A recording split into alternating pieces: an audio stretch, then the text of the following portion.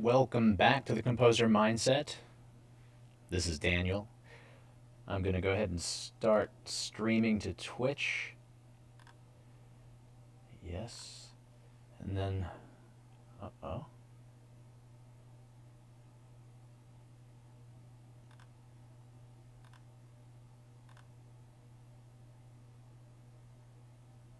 I see. Got a bit of a problem here. Let me see if I can rectify this right now. Yeah.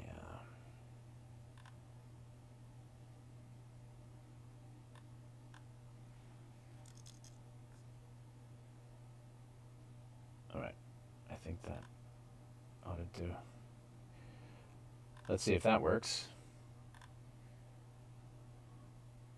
Okay, we're going live. Once I see my Twitch stream pop up, then we can get started.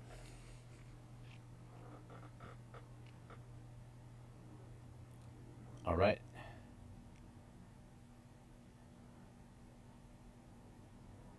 All right, it's looking good. All right, welcome back to the Composer Mindset. This is Daniel, and we are going to continue with our easy listening session.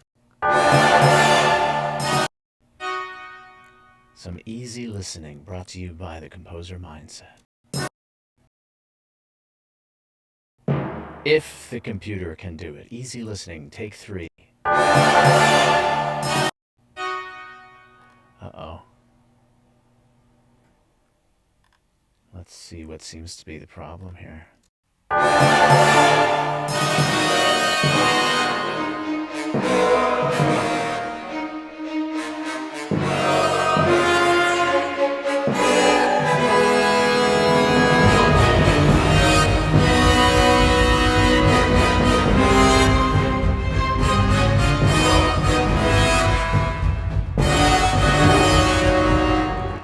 Right, nice and light and easy. Nice and light and easy. Oh, I hope I can get some of these little technical glitches sorted out. I keep trying to change some of the video settings. I'll get it figured out. I'm looking at buying a new computer, and then that is a whole new can of worms to get that stuff figured out too. But let's go ahead and dive into it. So yesterday where I left off, I had been working on this sort of finale part, and it's starting to sound pretty good. I had come up with a few ideas last night after I stopped streaming. Some things to improve and some ways to finish the piece. And I also thought about something we were talking about yesterday regarding one of the viewers was sharing a piece with us, and we were talking about how to squeeze some more realism out of the performances of the MIDI instruments, the virtual instruments. So it's tricky. At a certain point, you kind of get you reach a point of diminishing returns really fast. 1 second here. You reach a point of diminishing returns really quickly, and it can be a little bit frustrating because you hear this sound in your head about what you want, with what you want your composition to be, and you go and tweak and tweak and tweak to get those samples to do what you want, and then they're just not cooperating. There are limitations on the samples, and it can get to be pretty frustrating. So, you start getting that point of diminishing returns where you're investing so much time into tweaking everything, into humanizing, into getting the dynamics just right, and everything you possibly can, and you really just can't get much more musicality out of your computer performance. But there are some things that you can do once you're finished with the composing. You feel like you've done everything you can with your programming. Then when you go to mix, there are some steps you can take. So imagine if, I programmed a trumpet part and I just wasn't getting good results with the dynamics. It just wasn't giving a satisfying result. let's say it wasn't getting quite loud enough, or whatever was not to your liking, then after you're done with your composition and you go and make your stems to mix your piece, then you can add some more, you can automate some more dynamics in there, and also do some things with the actual sound stage to make things a bit more realistic. So when I get to that step in this composition, I'll be doing that as well. All right. So for example, yeah, with some of this choir stuff, I spent some time yesterday trying to get some of the releases of these chords to sound a bit more realistic, and it just wasn't happening. I mean, I was spending a significant amount of time on that. I wasn't satisfied with the result. There might be some parameters I can change on the virtual instrument. Sometimes those are good, sometimes they're not. So I know when I get to this, when I get to mixing this, when I have everything stemmed out, I'm going to be able to make some adjustments in there, just the actual audio files, and not doing any programming of my sequencing. So when I get to that point, I'll show you what I do. So maybe I can summarize and say I sort of imagine that I'm the conductor and I'm rehearsing my ensemble. So if I had mixed this entire choir part down to a choir stem, then if previously I had been having trouble with the release on some of these chords, let's listen to that. Yeah. It's not very realistic.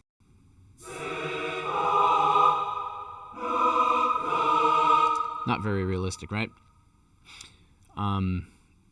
So when I do get the actual stem, the audio stem, then I would probably go in and just automate some volume, some fade outs, right? Just maybe in the last few milliseconds or whatever that is of this chord, right? Just to try to make it a bit more realistic. And I would go through and do that with every part. So if I would stem it out so I have all of my woodwinds, and then I would automate those, and I would listen as if I were a conductor, or I guess maybe if it's like an orchestral section, then when that section goes to rehearse on their own, the woodwind, first chair oboist or whoever's in charge of the woodwind ensemble would be sort of helping that ensemble rehearse so that they're ready to go to the performance, right? So I would go in there as if I were a conductor and automate every part to get some more realism with that. So I hope that's a bit useful, and we'll see how we do that when we get into that. All right, so let's get composing here. Again, I tried some different video settings. I hope it doesn't screw things up. It seems like it's taking up even more CPU power. Oh, well. All right, I'm going to listen to this finale. I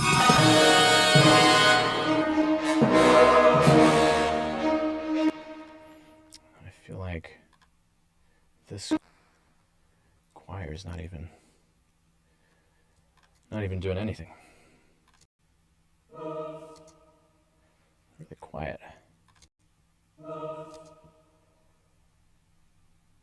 Hold on a second.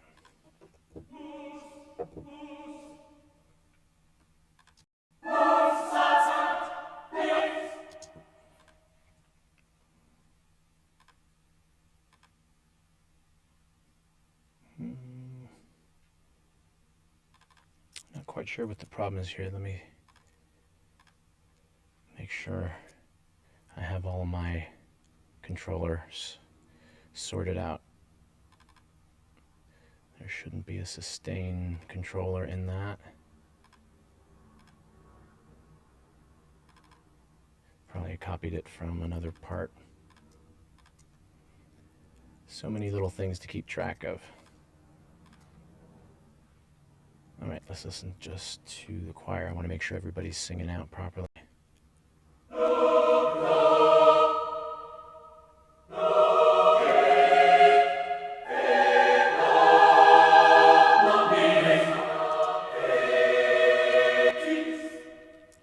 right, so some of those are really popping out, some of those are not. I'm not sure if I want to spend. I think I'm just going to go keep orchestrating. I have ideas. Well, maybe that's the problem, this velocity thing. Yeah, that was it. Okay. Let me just make sure all my velocities are all right. Oh, come on, you.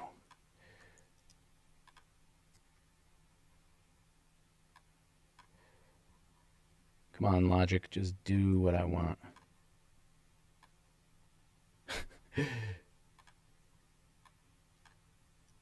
Logic. Let's get all my velocities in the right spot. Those are too quiet. All right. Let's listen to it as it is, and then I will tell you how I want to have this finish up and do some. I think there's just some simple orchestrating that I need to do, and then wrap it up.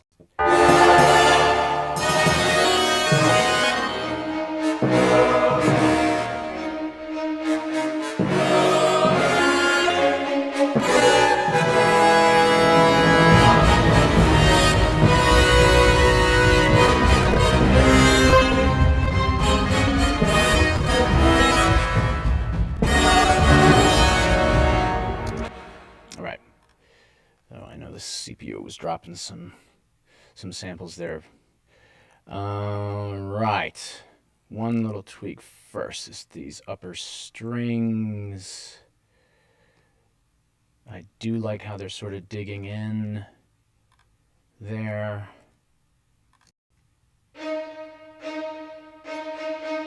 It's really mechanical sounding, very computerized sounding, so I'm gonna have to put in some accents there, but yeah,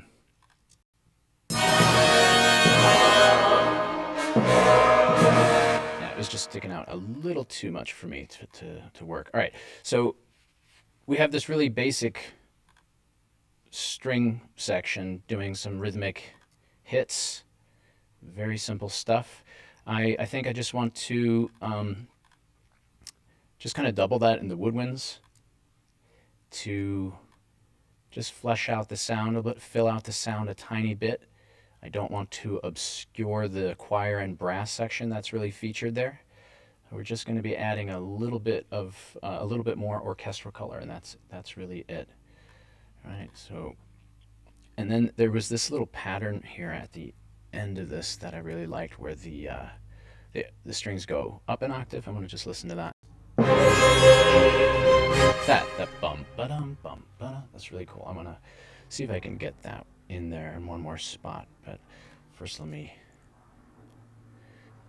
put the flute here in a spot where it's actually gonna be able to speak over the orchestra.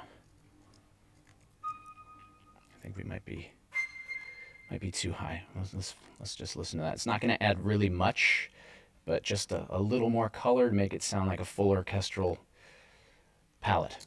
Yeah,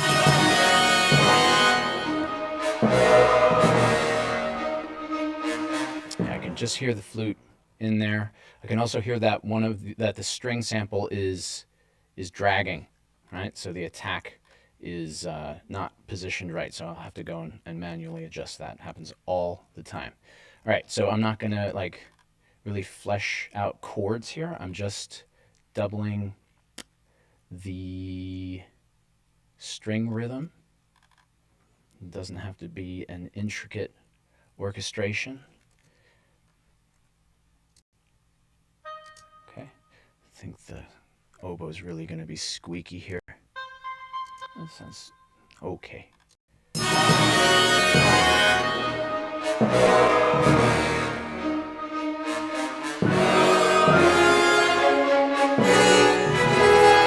Actually, maybe the winds can stay out of it until that part, until the energy picks up. I think that's probably going to be good to do. I really want that arrival to be super satisfying. Let me just hear the octave of my clarinet.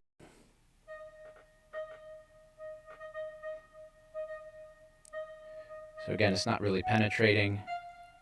It's not a penetrating sound. It doesn't have to be. Once it gets up into that upper register, then it's going to pick up and be able to add the color we want. And I'm going to cut out the first bits here. Where did I want it to come in all together, like a tutti section, tutti frutti? I think that's the spot measure, 60. Yeah. So we don't need that stuff at the beginning.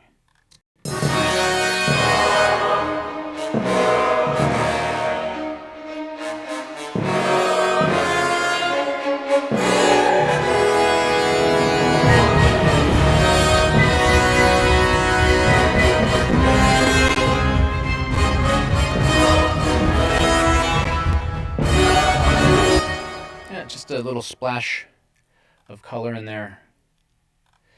The flutes in there make it sound, that rhythm, the bum ba dum bum, it's just so much like that. It's like Beethoven. It might be too Beethoven-esque.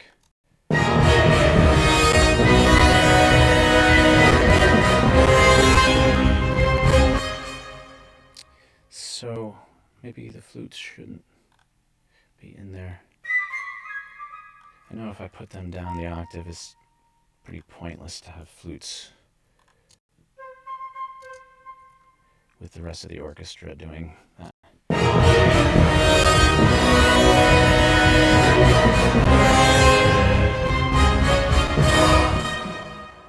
Just kind of leave it. Yeah, ouch, my computer's really struggling. All right. This is, let me see if I can make a quick change here to video lags when I play the project. Give me 1 second to kind of reset something. I hope I don't have to stop the stream. I'm going to stop my screen record for a second. I made one alteration there. Hold on.